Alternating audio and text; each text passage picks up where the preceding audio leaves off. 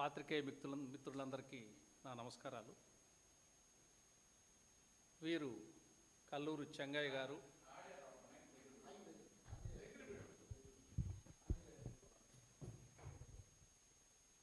వీరు సురేష్ గారు, వైఎస్ఆర్ పార్టీ నాయకులు. నేను పోకల అశోక్ కుమార్, తిరుమల తిరుపతి దేవస్థానం మాజీ పాలకవర్గ సభ్యుణ్ణి. ఈరోజు మీ ముందుకు రావడానికి కారణం, నిన్నటి రోజున తెలుగుదేశం నేత గౌరవనీయులు పట్టాభి గారు పరకామణి, ఏదైతే తిరుమల తిరుపతి దేవస్థానంలో జరిగినటువంటి ఇష్యూ ఉందో, పరకామణి ఇష్యూ, ఆ ఇష్యూని గురించి మాట్లాడుతూ ఆ ఇష్యూ ద్వారా ఆ ఆస్తులు, పరకామణికి సంబంధించినటువంటి ఎవరైతే దొంగ ఆ ఆస్తులను కాజేయడానికి అప్పటి ఈఓ గారు, చైర్మన్ల పేరు అందరిది చెప్తూ ఎస్టేట్ కమిటీ సభ్యుడిగా పోకల అశోక్ కుమార్ గారిని నియమించుకొని వాళ్ళకు అనుకూలమైన వ్యక్తిగా ఈ ఆస్తిని దోచే కార్యక్రమం, వీళ్ళు దోచుకున్నారు ఈ ఆస్తి మధ్యస్థం ద్వారా అనే విషయాన్ని చెప్పడం జరిగింది.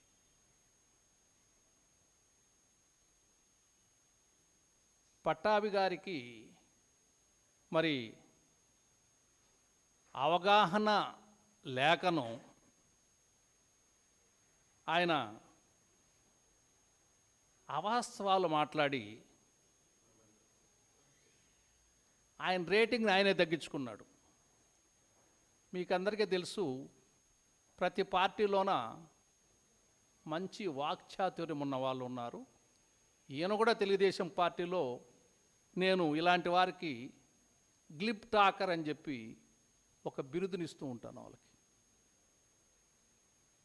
వీళ్ళు ఏమనుకుంటారంటే, గ్లిప్ టాకర్సు ఏ పార్టీ అయినా కానివ్వండి, వీళ్ళు మాట్లాడేటప్పుడు వీక్షకులు భలే మాట్లాడుతున్నాడు, భలే బాగా మాట్లాడాడు అని అంటూ ఉంటారు.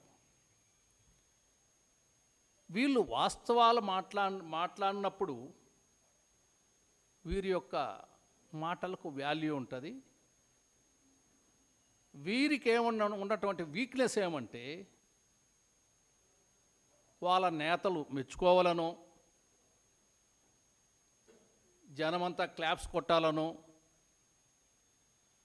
వీళ్ళేదో అద్భుతాలు కనిపెట్టేసినట్లు అవాస్తవాలు కూడా జోడించి చెప్పేస్తుంటారు. దాని వెనుక వీళ్ళ రేటింగ్ ఎంత పడిపోతూ ఉంది, వీడు వాస్తవాలు కాకుండా అవాస్తవాలు కూడా ఏదో చెప్పి నమ్మించడానికి ప్రయత్నం చేస్తున్నాడు అనే విషయాన్ని వాళ్ళు అవగాహన చేసుకోవడం లేదు. ఒక్క విషయాన్ని మీ ముందు ప్రస్తావిస్తున్నాను. ఆయన అన్నమాట ఏమంటే, 2023లో బోర్డు మీటింగ్ జరిగింది. వాస్తవమే. ఆ బోర్డు మీటింగ్లో ఏదైతే ఈ పరకామణికి సంబంధించినటువంటి కేసులో ఉన్న వ్యక్తి ఆయనను శిక్షించకుండా, చేసిన తప్పును శిక్షించకుండా మధ్యవర్తిత్వం చేసి, మీడియేషన్ చేసి, ఆ భూములు ఏదైతే అతను దొంగలించినాడో, డబ్బులు, బంగారు, దానికి సంబంధించినటువంటి ఆ డబ్బుతో కొన్నటువంటి భూముల్ని తిరిగి స్వాధీనం చేసుకొని అతను వదిలేశారు. సబ్జెక్ట్ అక్కడే వస్తుంది అన్నమాట. ఎవరైతే ఈ మధ్యస్థం చేసి మాట్లాడారో వాళ్ళ చేతులకు డబ్బులు వాళ్ళు కొంత తీసుకుని కొంత దేవస్థానానికి ఇవ్వడము, దాన్ని బోర్డు ఆమోదించడము. అంటే శిక్ష పడనీయకుండా మీరే తీర్మానాలు చేసే హక్కు ఉందా మీకు? కూర్చోబెట్టేసి పోనీలే నువ్వేదో ఇంత ఇచ్చేసి మాకు కొంత ఇచ్చేయి, ఏదో కొంత ల్యాండ్ ఇచ్చేయి, అది మేము స్వాధీనం చేసుకొని నీ కేసును క్లోజ్ చేసేస్తాము అని అన్నట్టు, ఆ విధమైనటువంటి ఆ ఆస్తి ఏదైతే ఉందో దొంగ ఆస్తిని టీటీడీ బోర్డు మీటింగ్లో బోర్డు తీర్మానం చేసినట్లు ఇందులో పోకల అశోక్ కుమార్ అనే వ్యక్తి బోర్డు మెంబరు ఎస్టేట్ కమిటీలో నియమించుకున్నారు ఆయన వాళ్ళ వ్యక్తిగా అనేది ఆయన కనిపెట్టినటువంటి గొప్ప విషయం. నేను ఒకటే అంటాను, అధికారంలోకి వచ్చారు, ప్రజలకు చాలా సేవ చేస్తారని చాలా ఎక్కువ ఓట్లు వేసి చాలామందిని గెలిపించి మిమ్మల్ని అందరినీ కూడా అధికారంలో ముందు కూర్చోబెట్టారు. మీరు ప్రజలకు చేయాల్సినటువంటి న్యాయము, ప్రజలకు చేయాల్సినటువంటి సేవ, ఇవన్నీ కూడా చంద్రబాబు నాయుడు గారికో లోకేష్ నాయుడు గారికో వాళ్ళకి చెప్పి ప్రజల కోసం పోరాడకుండా ఇక్కడ స్వామివారి యొక్క ప్రతిష్టను ఏదంటే అది మాట్లాడి దిగదార్చడం కరెక్టేనా అని పట్టాభి గారిని అడుగుతున్నా. అసలు నువ్వు చెప్పిన మాట వాస్తవమేనా అని అడుగుతున్నా. అసలు ఎస్టేట్ కమిటీకి ఏం అధికారాలు ఉన్నాయి? ఎస్టేట్ కమిటీ మెంబర్ అనేవాడు నేను ఒకనేనా?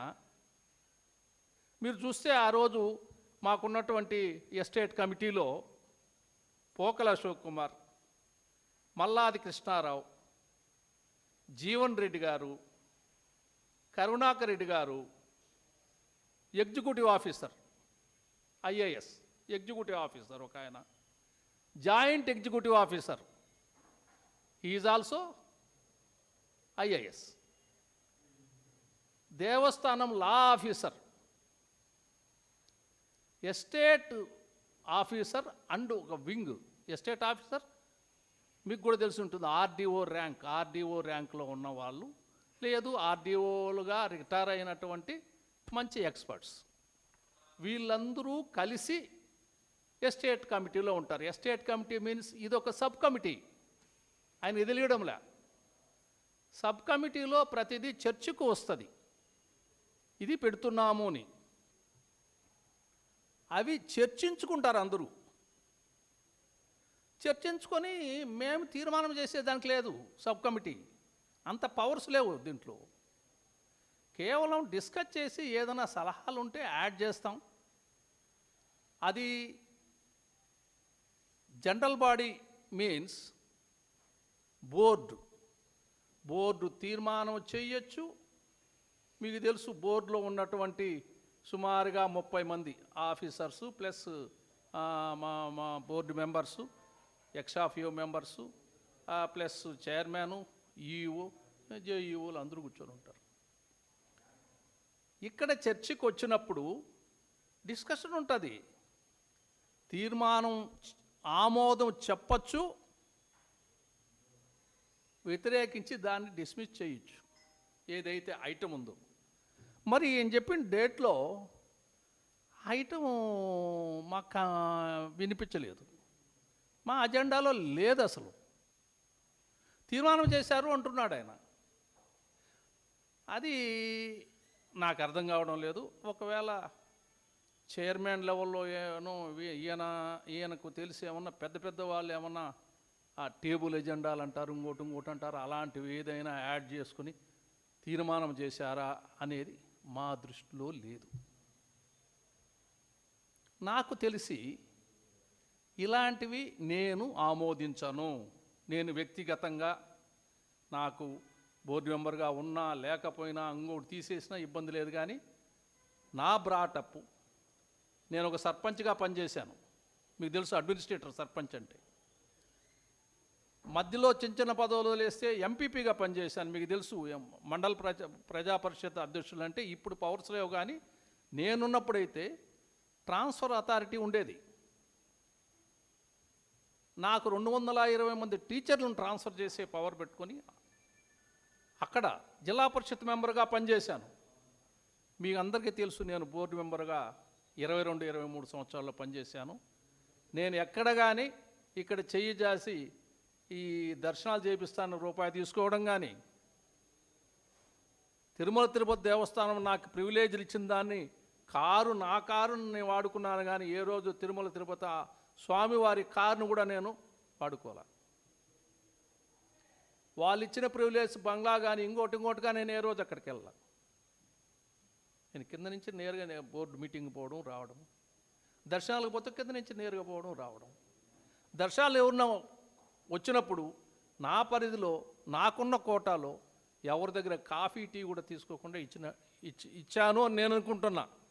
అది ఎక్కడ మీరు విచారించిన పటాభి గారిని కూటమి ప్రభుత్వంలో ఉన్నటువంటి నాయకులందరూ ఉన్నారు కదా తిరుపతిలో, వాళ్ళు ఎవరినన్నా అడగని నా గురించి వాళ్ళు చెప్తారు. వాళ్ళు ఎవరైనా కానీ, ఒకవేళ ఎక్స్ బోర్డు మెంబర్లు కానీ, ప్రజెంట్ బోర్డు మెంబర్ ఇప్పుడు భాను కూడా ఉన్నాడు కదా, భాను గారిని కూడా అడిగి తెలుసుకోవచ్చు. ఆయన మీరు ఇవన్నీ ఏమీ తెలియకోకుండా విజయవాడ నుంచి వచ్చి ప్రెస్ క్లబ్లో కూర్చునేసి ఆవేశంగా ఒకరిని ఎత్తుకొని వచ్చి నిరాధారంగా ఒకరి మీద ఒక నింద వేయడం కరెక్ట్ కాదు పట్టాభిరామ్ గారు. అయినా మీ అందరి ద్వారా నేను ఒకటే, నా విన్నపం ఒకటే,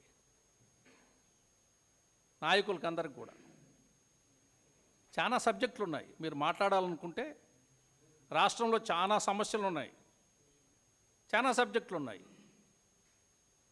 స్వామివారు ప్రతిష్ట పెంచడానికి మనమందరం ప్రయత్నం చేయాల.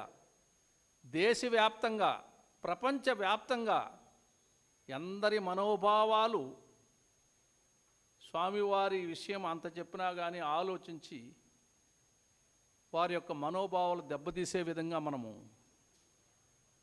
స్టేట్మెంట్లు ఇచ్చుకుంటూ వెళ్ళడము ఇది మంచి పద్ధతి కాదు.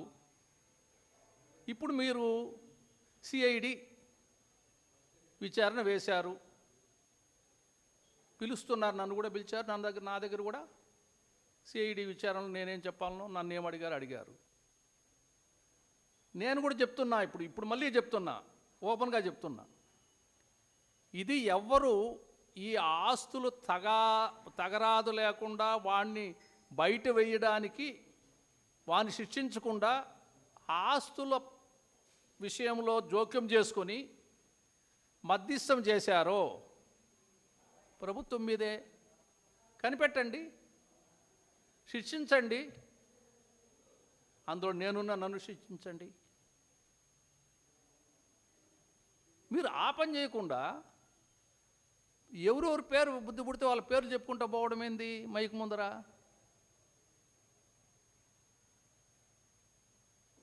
నేను అది కూడా మన సిట్ అధికారులు మన సిఐడి అధికారులకు నేను అదే చెప్పాను. సార్, మేము చెప్పాల్సింది మేము చెప్పాను, మేము డ్యూటీలు మేము చేసి ఉంటాం.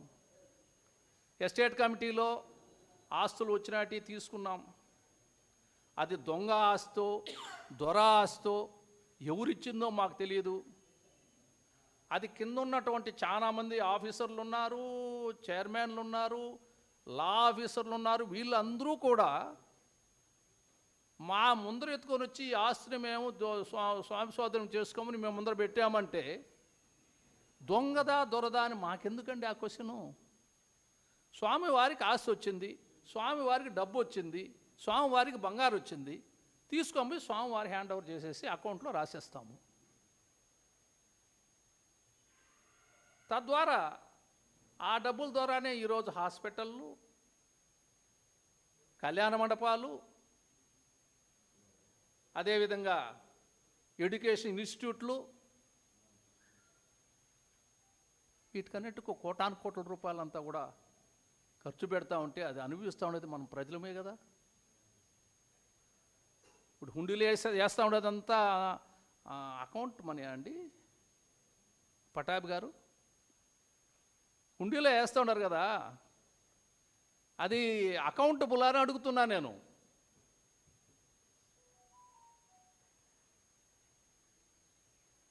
ప్రతిదానికి కొన్ని డిపార్ట్మెంట్లు ఉన్నాయి, వాళ్ళు చూస్తారు. అది మేమే నిర్ణయాలు మా ఇష్టం వచ్చినట్టు ఇదే న్యాయం అనేటట్లయితే ఇంకా ఐఏఎస్ ఆఫీసర్ 4-5 మంది ఉన్నారండి టీటీడీలో, వాళ్ళంతా ఎందుకు? ఇది నేను వారికి మీ ద్వారా ఇలాంటి అసత్య ప్రచారాల ద్వారా మీరు మీ రేటింగ్ని మీరే తగ్గించుకుంటున్నారు. ఇది మంచిది కాదు. వాస్తవాలు తెలుసుకోండి, తప్పు జరిగింటే శిక్షించండి అని చెప్పడానికి మాత్రమే మేము వద్దకు వచ్చాం. నమస్కారాలు.